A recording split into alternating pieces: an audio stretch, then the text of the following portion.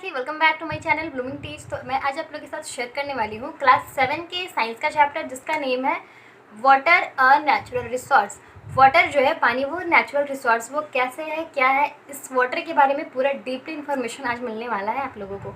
And मैं कहना चाहूँगी वीडियो स्टार्ट करने से पहले कि वीडियो को अंत तक देखें। एंड अब तक आप लोगों ने हमारे चैनल को लाइक एंड सब्सक्राइब नहीं किया तो हमारे चैनल को सब्सक्राइब करें एंड लाइक करें। इससे फ़ायदा होगा कि वीडियो की नोटिफिकेशन, वीडियो के अपडेट आप लोगों को फर्स्ट में ही मिलते जाएंगे।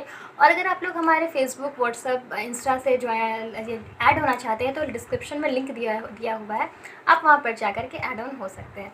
तो आइए वाटर के बारे में नॉलेज लेते हैं, इन्फॉर्मेशन की है क्या वाटर, नेचुरल रिसोर्स कैसे है एंड क्या चीज़ है।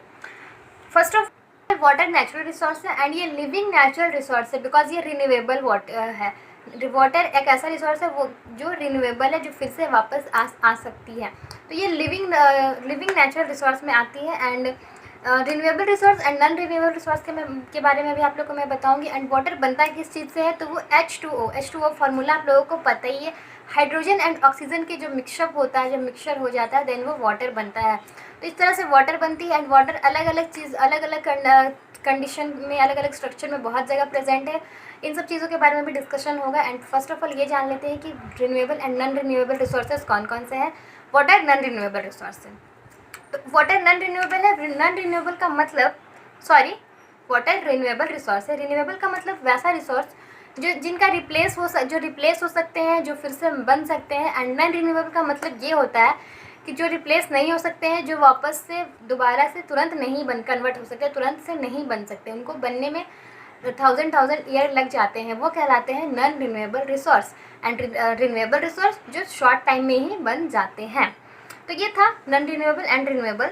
अब आते हैं वाटर और रिन्यूएबल रिसोर्स। वाटर पानी रिन्यूएबल रिसोर्स है। हाउ, कैसे पानी रिन्यूएबल है, कैसे पानी फिर से बन सकता है। Nearly 3/4 of the earth surface is covered with water. हम लोगों को पता है कि जो हमारे अर्थ है, अर्थ का 1/3 पार्ट क्या है, वाटर से कवर किया हुआ है, पानी से घिरा हुआ है। एंड जो 25% बचा होता है उसमें वो लैंड है। 75% हमारे अर्थ में क्या है, वाटर है। Water is essential for life. A person can without food for several week but without water he can't live for more than a few days. एक इंसान फूड के बिना 1 सप्ताह तक, तो 1 वीक तक रह सकता है, बट वाटर के बिना वो कुछ दिन तक ही जिंदा रह सकता है, उसके बाद वो डेड हो जाएगा, मर जाएगा।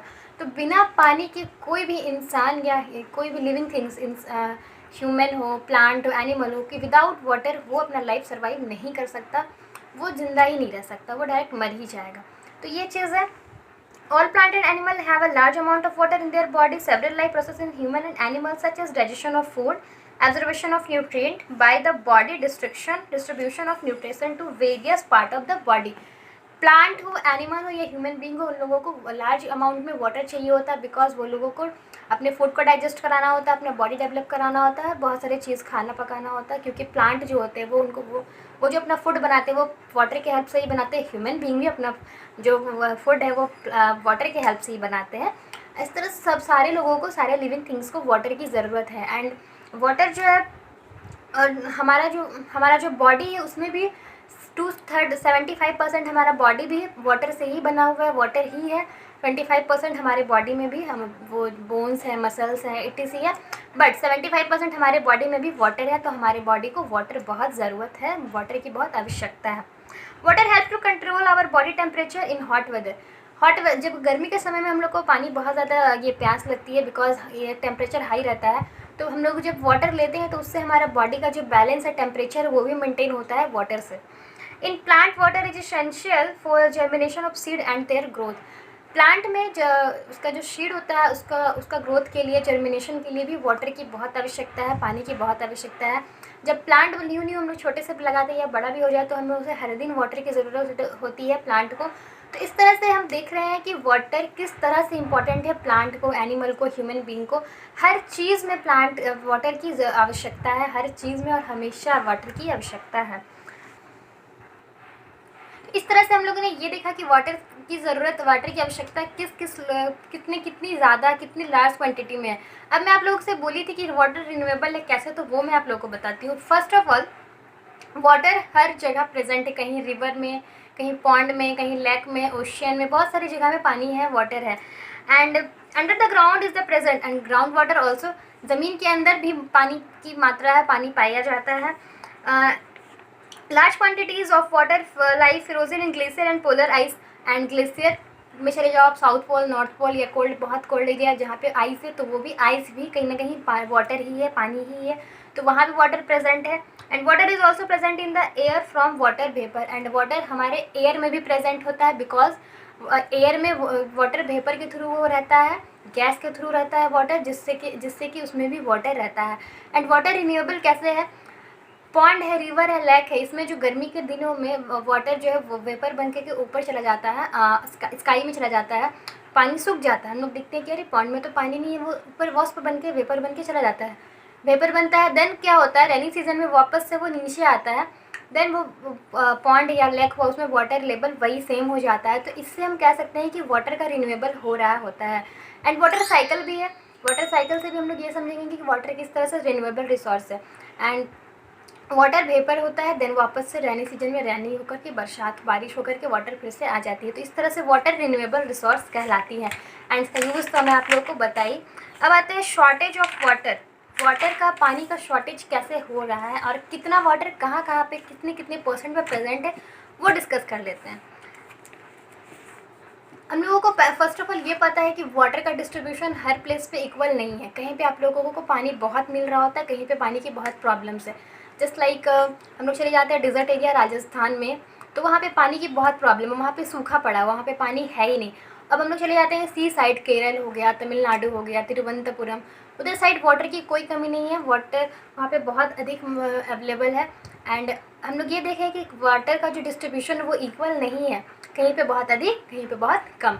तो इस तरह से वाटर का शॉर्टेज भी हुआ है। एंड वाटर का शॉर्टेज इस तरह से, first of all 97.4% available water sea and ocean, ocean और सी में 97.4% वाटर है। एंड ओशियन का पानी जो होता है वो नमकीन होता है, आप लोगों को बता दें, वो पानी पीने लायक नहीं होता है।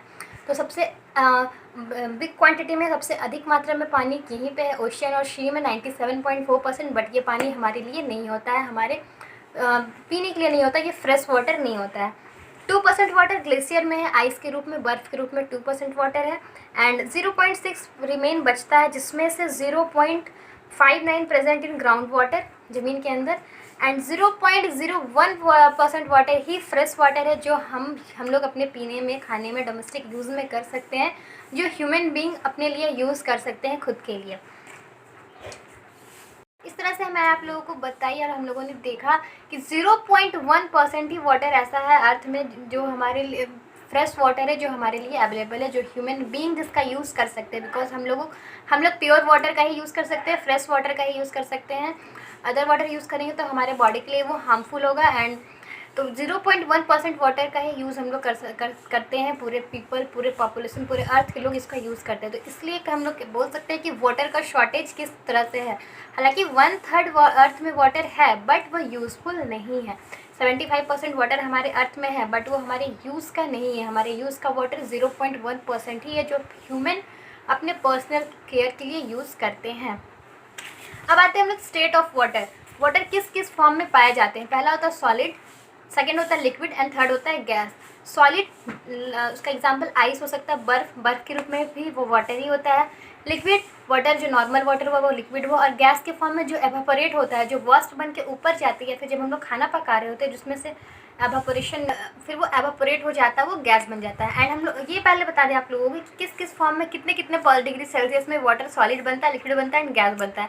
तो 0 डिग्री सेल्सियस में सॉलिड हो जाता है, वो बर्फ़ आइस का रूप ले लेती है। एंड 0 to 100 के बीच में नॉर्मल वाटर आता है, 0 to 100 के बीच में नॉर्मल।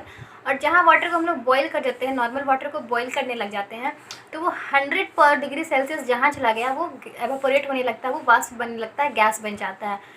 तो इतने डिग्री सेल्सियस में वाटर लिक्विड सॉलिड हुआ, 0 में 0 to 100 पे वो नॉर्मल रहता है। एंड 100 प्लस हो जाने से वो वाष्प बन जाता है, एवापोरेट हो जाता है, एवापोरेशन उसमें होने लगता है।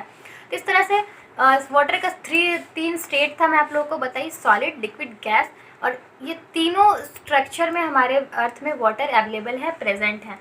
मैं आप लोगों को वाटर साइकिल के बारे में डिस्कस करने वाली हूँ। And ground water, conservation of water and water table, इन सब चीज़ों का डिस्कशन मैं इस वीडियो के पार्ट 2 में देने वाली हूँ। सो वीडियो के पार्ट 2 ज़रूर देखें एंड नेक्स्ट वीडियो पे पार्ट 2 पे मैं आती हूँ। तब तक के लिए थैंक यू वेरी मच।